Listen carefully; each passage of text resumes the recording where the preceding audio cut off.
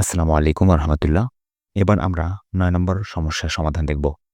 ৯ নম্বরে আমাদের বলা হচ্ছে যে এ ও বি যথাক্রমে ৩৫ এবং ৪৫ এর সকল গুণনীয়কের সেট হলে এ ইউনিয়ন বি এবং এ ইন্টারসেকশন বি নির্ণয় করো। কি বলছে? এ এবং বি যথাক্রমে ৩৫ এবং ৪৫ এর সকল গুণনীয়কের সেট। অর্থাৎ এ হবে ৩৫ এর গুণনীয়কের সেট এবং বি হবে ৪৫ এর গুণনীয়কের সেট। ওকে? তো আমরা প্রথমে ৩৫ এর গুণনীয়কগুলো বের করি। তাহলে ৩৫ এর সকল গুণনীয়ক, গুণনীয়ক বলতে কি বোঝায়? গুণনীয়ক বলতে বোঝায় যে সংখ্যাগুলোর দ্বারা এই ৩৫ কে ভাগ করা যাবে। ঠিক আছে?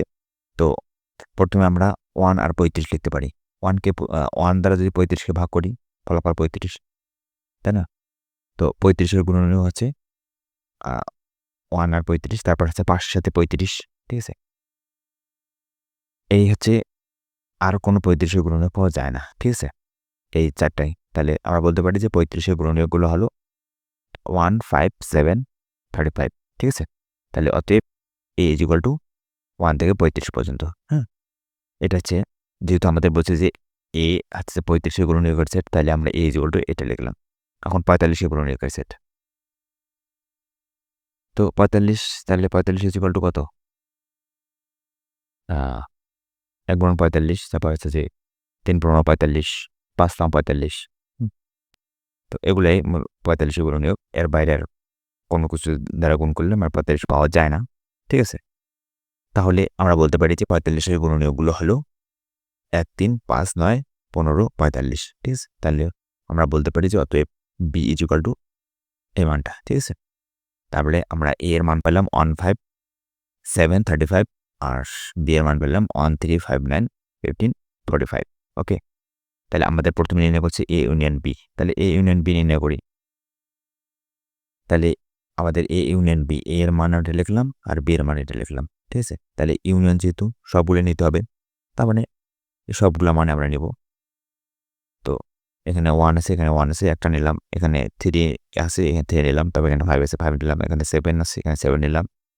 তারপর এখানে 9 আছে, 9 নিলাম। এখানে 15 আছে, 15, এন্ড 35, 35, 45, 45। ওকে? এরপরে a ইন্টারসেকশন b। তাহলে ইন্টারসেকশন মানে কি? শুধু মিলগুলো নিতে হবে। তো এখানে আছে 1, 5, এখানে 1, 5।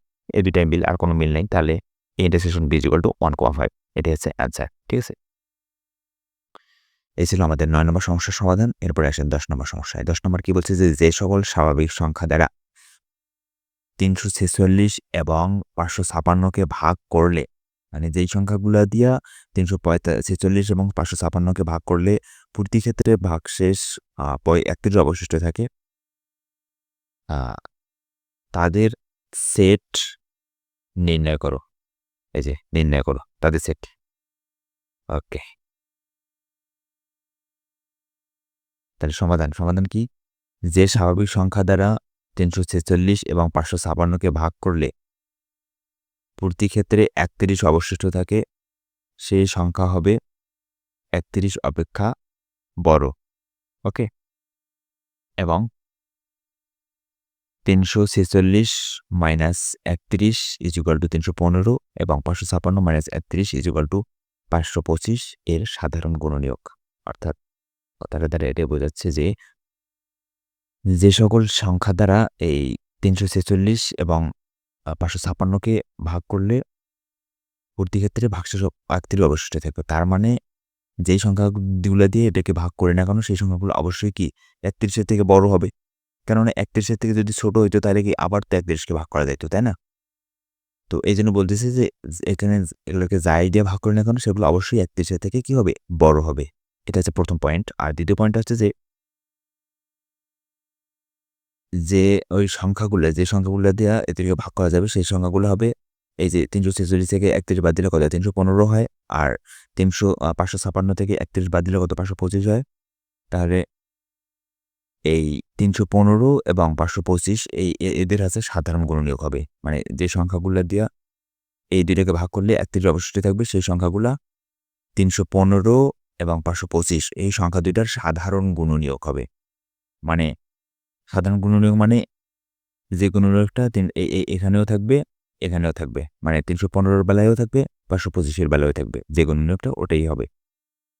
346 এবং 556 এর ভাগ, মানে 556 দ্বারা ভাগ করতে হবে ওই সংখ্যাটা দিয়ে। তো আসেন আমরা মনে করি যে 31 অপেক্ষা বড় 315 এর গুণনীয়কের সেট এ। আমরা ধরে নিলাম 31 থেকে বড় 315 এর গুণনীয়কের সেটগুলো আছে এ। তাহলে 315 ইজ ইকুয়াল টু, আমরা প্রথমে লিখতে পারি 1 ইন্টু 315, তারপর 315 ইজ ইকুয়াল টু 3 ইন্টু 3 গুণন 105, তারপরে 5 গুণন 63, তারপর 7 গুণন 45, 9 গুণন 35। ঠিক আছে, এগুলো হচ্ছে 315 এর গুণনীয়ক। বিজোড় সংখ্যাগুলো দেওয়া যে ভাগ করে দেবেন, তাহলে যেখানে যে ভাগগুলোতে আপনার দশমিক আসবে না, পূর্ণ সংখ্যা আসবে, সেগুলো নিয়ে নেবেন। ওকে, আর যেগুলোতে দশমিক আসবে ওগুলো নেওয়া যাবে না। এটা হচ্ছে শর্টকাট সিস্টেম।